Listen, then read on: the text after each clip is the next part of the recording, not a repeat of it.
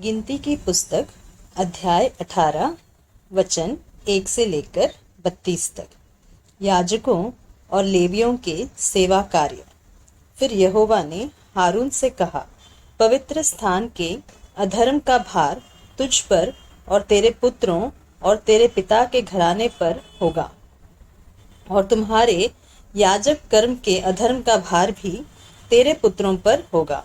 और लेवी का गोत्र अर्थात तेरे मूल पुरुष के गोत्र वाले जो तेरे भाई हैं, उनको भी अपने साथ ले आया कर, और वे तुझ से मिल जाए और तेरी सेवा टहल किया करे। परंतु साक्षी पत्र के तंबू के सामने तू और तेरे पुत्र ही आया करे। जो तुझे सौंपा गया है उसकी और सारे तंबू की भी वे रक्षा किया करे, परंतु पवित्र स्थान के पात्रों के और वेदी के समीप न आए, ऐसा न हो कि वे और तुम लोग भी मर जाओ। अतः वे तुझ से मिल जाए और मिलाप वाले तंबू की सारी सेवकाई की वस्तुओं की रक्षा किया करे, परंतु जो तेरे कुल का न हो वह तुम लोगों के समीप न आने पाए।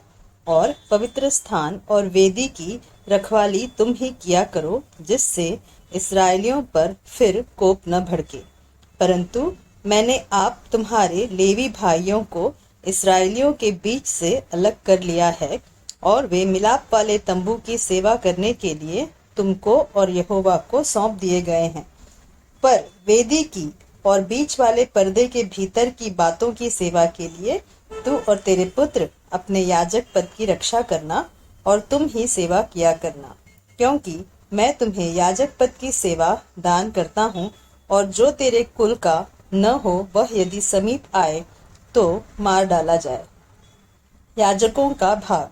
फिर यहोवा ने हारून से कहा, सुन, मैं आप तुझको उठाई हुई भेंट सौंप देता हूँ, अर्थात इस्राएलियों की पवित्र की हुई वस्तुएं जितनी हो, उन्हें मैं तेरा अभिषेक वाला भाग ठहरा कर तुझे और तेरे पुत्रों को सदा का हक करके दे देता हूँ।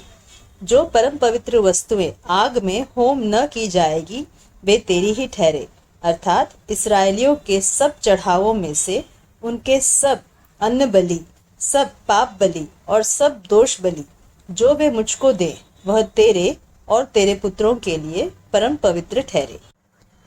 उनको परम पवित्र वस्तु जानकर खाया करना, उनको हर एक पुरुष खा सकता है, वे तेरे लिए पवित्र है। फिर ये वस्तुएं भी तेरी ठहरे, अर्थात जितनी भेंट इस्राएली हिलाने के लिए दे, उनको मैं तुझे और तेरे बेटे बेटियों को सदा का हक करके दे देता हूँ। तेरे घराने में जितने शुद्ध हो वे उन्हें खा सकेंगे। फिर उत्तम से उत्तम ताज़ा तेल और उत्तम से उत्तम नया दाख मधु और गेहूं, अर्थात इनकी पहली उपज जो वे यहोवा को दे, वह मैं तुझको देता हूँ। उनके देश के सब प्रकार की पहली उपज जो वे यहोवा के लिए ले आए, वह तेरी ही ठहरे। तेरे घराने में जितने शुद्ध हो वे उन्हें खा सकेंगे। इस्राएलियों में जो कुछ अर्पण किया जाए वह भी तेरा ही ठहरे। सब प्राणियों में से जितने अपनी अपनी माँ के पहलौठे हो, जिन्हें लोग यहोवा के लिए चढ़ाए, चाहे मनुष्य के चाहे पशु के पहलौठे हो, वे सब तेरे ही ठहरे।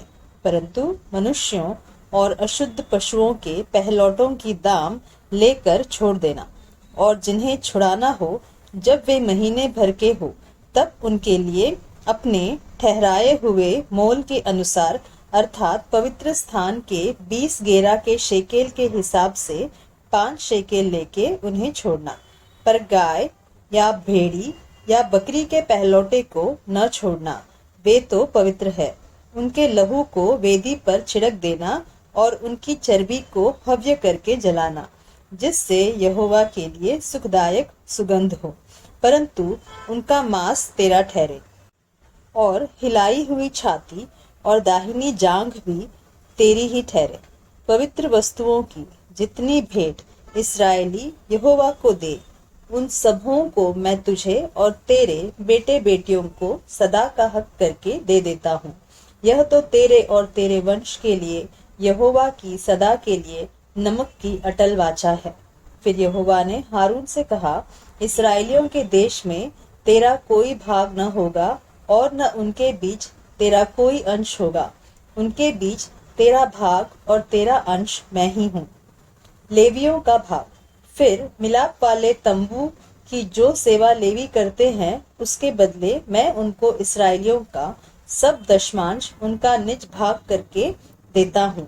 और भविष्य में इसराइली मिलाप वाले तंबू के समीप न आए, ऐसा न हो कि उनके सिर पर पाप लगे और वे मर जाए, परंतु लेवी मिलाप वाले तंबू की सेवा किया करे और उनके अधर्म का भार वे ही उठाया करे। यह तुम्हारी पीढ़ियों में सदा की विधि ठहरे। और इसराइलियों के बीच उनका कोई निज भाग न होगा, क्योंकि इसराइली जो दशमांश यहोवा को उठाई हुई भेंट करके देंगे उसे मैं लेवियों को निज भाग करके देता हूँ। इसीलिए मैंने उनके विषय में कहा है कि इसराइलियों के बीच कोई भाग उनको न मिले। लेवियों का दशमांश। फिर यहोवा ने मूसा से कहा, तू लेवियों से कह कि जब जब तुम इसराइलियों के हाथ से वह दशमांश लो जिसे यहोवा तुमको तुम्हारा निज भाग करके उनसे दिलाता है, तब उसमें से यहोवा के लिए एक उठाई हुई भेंट करके दशमांश का दशमांश देना। और तुम्हारी उठाई हुई भेंट तुम्हारे हित के लिए ऐसी गिनी जाएगी जैसा खलिहान में का अन्न या रस कुंड में का दाखरस गिना जाता है। इस रीति तुम भी अपने सब दशमांशों में से जो इसराइलियों की ओर से पाओगे यहोवा को एक उठाई हुई भेंट देना, और यहोवा की वह उठाई हुई भेंट हारून याजक को दिया करना। जितने दाम तुम पाओ उनमें से हर एक का उत्तम से उत्तम भाग जो पवित्र ठहरा है उसे यहोवा के लिए उठाई हुई भेंट करके पूरी पूरी देना। इसलिए तू लेवियों से कह कि जब तुम उसमें का उत्तम से उत्तम भाग उठाकर दो, तब यह तुम्हारे लिए खलिहान में के अन्न और रस कुंड के रस के तुल्य गिना जाएगा, और उसको तुम अपने घरानों समेत सब स्थानों में खा सकते हो, क्योंकि मिलाप वाले तंबू की जो सेवा तुम करोगे उसका बदला यही ठहरा है। और जब तुम उसका उत्तम से उत्तम भाग उठा कर दो, तब उसके कारण तुमको पाप न लगेगा, परंतु इसराइलियों की पवित्र की हुई वस्तुओं को अपवित्र न करना, ऐसा न हो कि तुम मर जाओ।